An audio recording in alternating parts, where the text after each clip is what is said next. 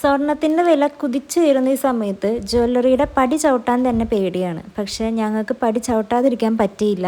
വേറൊന്നും ഉണ്ടല്ലോ, നിങ്ങൾ ശ്രദ്ധിച്ചിട്ടുണ്ടോ എന്നറിയില്ല കേട്ടോ. ഈ ഡോണുവിൻ്റെ കൈമ കിടന്ന 2 വളയുണ്ടല്ലോ, അത് ഞളങ്ങി പൊട്ടാറായി. അപ്പോൾ പിന്നെ ഞങ്ങൾ വിചാരിച്ചു എന്നാൽ അത് രണ്ടും കൊടുത്തിട്ട് അവനൊരു ബ്രേസ്ലെറ്റ് വാങ്ങാമെന്ന് വിചാരിച്ചിട്ടാണ് നമ്മളിപ്പോൾ കരാമയിലുള്ള മലബാർ ജ്വല്ലറിയിലേക്ക് വന്നത് കേട്ടോ. ഒപ്പം എൻ്റെ ആ ഞളങ്ങിയ വളയും കൂടി ഒന്ന് മാറ്റണമായിരുന്നു. അങ്ങനെ ഞളങ്ങിയ വള അവരുടെ കയ്യിൽ കൊടുത്തു കഴിഞ്ഞിട്ട് ഇത് അവർ റൗണ്ടാക്കി തന്നു. പക്ഷേ ആ ഞളക്കം അത് അങ്ങനെ തന്നെ ഇരിക്കുള്ളൂ എന്ന് പറഞ്ഞു കേട്ടോ. അപ്പോൾ യാച്ചൻ പറഞ്ഞു അങ്ങനെ ആ ഞളക്കം കാണുമ്പോൾ ഒരു വൃത്തിയില്ല, നമുക്കത് മാറ്റിയിട്ട് ഏതെങ്കിലും ബ്രേസ്ലെറ്റോ പാദസരമോ നോക്കാമെന്ന് വിചാരിച്ചു. അങ്ങനെ ബ്രേസ്ലെറ്റ് കുറേ നോക്കിയിട്ടോ. എൻ്റെ ഭാഗത്തിന് ഒന്നും കിട്ടിയിട്ടുണ്ടായിരുന്നില്ല. എൻ്റെ ഭാഗത്തിന് കിട്ടാണ്ടായി കഴിഞ്ഞപ്പോൾ ഞങ്ങൾ പാദസരം നോക്കാമെന്ന് വിചാരിച്ചു. അങ്ങനെ പാദസരം നോക്കി കഴിഞ്ഞപ്പോഴും ഒന്നല്ലെങ്കിൽ ലൂസ് അല്ലെങ്കിൽ ടൈറ്റ് അങ്ങനെയായിരുന്നു.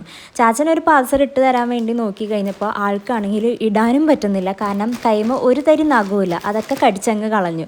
അവസാനം ഞാൻ തന്നെ ഇട്ടു കേട്ടോ. പക്ഷെ അതൊരു ഇച്ചിരി ടൈറ്റായിട്ട് എനിക്ക് തോന്നി. അപ്പം ഞാൻ പറഞ്ഞു പാദസരം വേണ്ട, നമുക്ക് നേരെ വീണ്ടും ബ്രേസ്ലെറ്റിലേക്ക് പോകാമെന്ന് പറഞ്ഞ് അങ്ങനെ കിഡ്സിൻ്റെ സെക്ഷനിൽ നിന്നാണ് എനിക്ക് ബ്രേസ്ലെറ്റ് തപ്പിപ്പിടിച്ച് അവർ തന്നത്.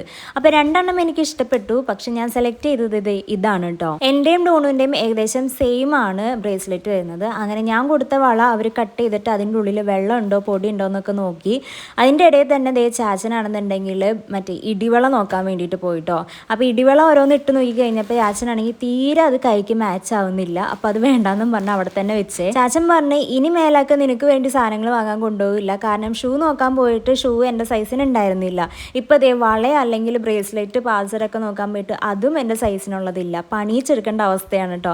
എൻ്റെ കല്യാണത്തിനായാലും പണിയിച്ചെടുക്കണമായിരുന്നു ഗോൾഡൊക്കെ, കാരണം എൻ്റെ സൈസിലുള്ളത് കിട്ടാൻ ഇച്ചിരി പാടാണ്. അങ്ങനെ നമ്മളിതേ വാങ്ങാനുള്ള സാധനങ്ങളൊക്കെ നമുക്ക് പാക്ക് ചെയ്ത് അവസാനം ബില്ലൊക്കെ പേ ചെയ്ത് നമുക്കിതേ തന്നുട്ടാ. ഒരു 1-2 മണിക്കൂർ ജ്വല്ലറിയിൽ ഫുള്ളായിട്ട് പോയിട്ടുണ്ടായിരുന്നു. അതേ പിന്നെ നല്ല വിശപ്പായിരുന്നു, എങ്ങനെയെങ്കിലും ഫുഡ് കഴിക്കണം എന്നായിരുന്നു കേട്ടോ. അങ്ങനെ ഞങ്ങൾ നേരെ പോയി കായലോരത്ത് പോയിട്ട് ചട്ടിച്ചോറ് കഴിച്ചേ.